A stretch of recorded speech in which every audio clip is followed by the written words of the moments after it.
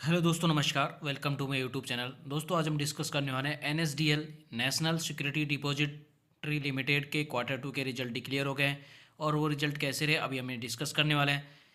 Consolidated financial result के ऊपर हम डायरेक्टली आ गए हैं। अभी हम देखते हैं कि जितना भी जो डाटा दिया गया है वो लाख्स में दिया गया है, तो हम इसको करोड़ में कन्वर्ट करके आपको यहाँ पे रीड करने वाले हैं।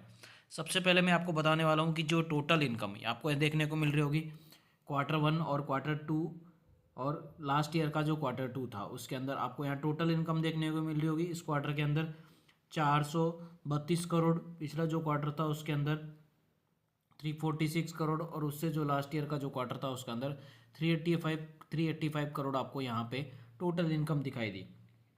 कंपैरिजन करते हैं क्वार्टर ऑन क्वार्टर बेसिस पे, तो आपको देखने को मिल रहा होगा 346 करोड़ से बढ़ के 432 करोड़ हुई, यानी कि 24% आपको यहाँ पे जंप देखने को मिल रहा है क्वार्टर ऑन क्वार्टर बेसिस पे टोटल इनकम के अंदर।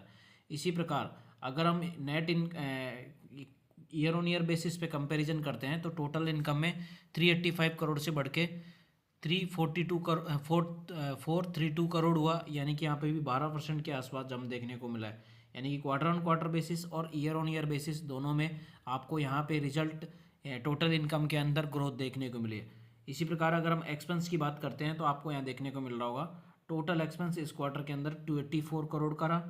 पिछला जो क्वार्टर था उसके अंदर 228 और उससे जो लास्ट ईयर का जो क्वार्टर है उसके अंदर 252 करोड़, यानी कि आपको यहाँ पे जो एक्सपेंसेज हैं वो बिल्कुल कांस्टेंट है। मतलब एक तरीके कांस्टेंट का मतलब ऐसा नहीं है कि बिल्कुल बढ़ी घट रही नहीं है, लेकिन ये है कि मतलब जो खर्चे हैं वो कंपनी के कंट्रोल में है। किसी प्रकार का बहुत ज़्यादा इनकम से ज़्यादा खर्चा करती हुई या फिर कोई बहुत ज़्यादा मतलब ऐसा कुछ यहाँ पे ज़्यादा खर्चा दिखाई नहीं दे रहा है।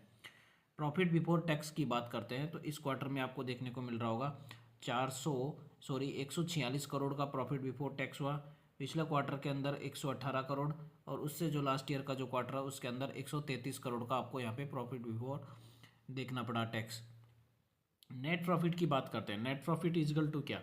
नेट प्रॉफिट इजगल टू होता है total income minus total of expenses जितने होते हैं, तो ये इसको बोलते हैं हम नेट प्रॉफिट। तो नेट प्रॉफिट के लिए क्या हो गया, इस क्वार्टर के अंदर आपको देखने को मिल रहा होगा 110 करोड़ का नेट प्रॉफिट हुआ। पिछले क्वार्टर के अंदर 89 करोड़ का और उससे जो लास्ट ईयर का जो क्वार्टर है उसके अंदर 96 करोड़ का आपको नेट प्रॉफिट हुआ।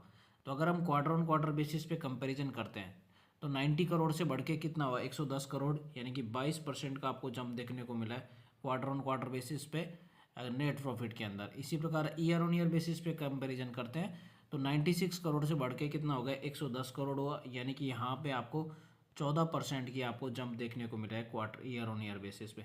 यानी कि टोटल इनकम के अंदर भी क्वार्टर ऑन क्वार्टर बेसिस और ईयर ऑन ईयर दोनों बेसिस पे यहाँ पे ग्रोथ देखने को मिली है। इसी प्रकार नेट प्रॉफिट के अंदर भी क्वार्टर ऑन क्वार्टर और ईयर ऑन ईयर बोथ में यहाँ पे ग्रोथ देखने को मिली है।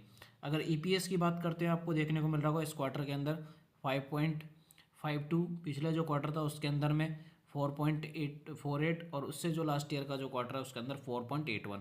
कंक्लूजन अगर निकालते हैं दोस्तों तो आपको देखने को मिल रहा होगा जो कंपनी के जो क्वार्टर्स में इनकम हुई टोटल इनकम, यानी कि जो क्वार्टरली जो रिजल्ट में इनकम हुई।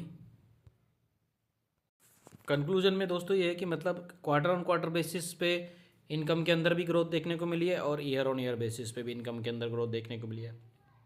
इसी प्रकार नेट प्रॉफिट के अंदर भी क्वार्टर ऑन क्वार्टर बेसिस पे ग्रोथ देखने को मिली है और ईयर ऑन ईयर बेसिस पे भी ग्रोथ देखने को मिली है। तो दोस्तों अगर वीडियो अच्छी लगे तो लाइक करना और चैनल को सब्सक्राइब करना। मिलते हैं किसी नेक्स्ट वीडियो में, जब तक के लिए बाय बाय।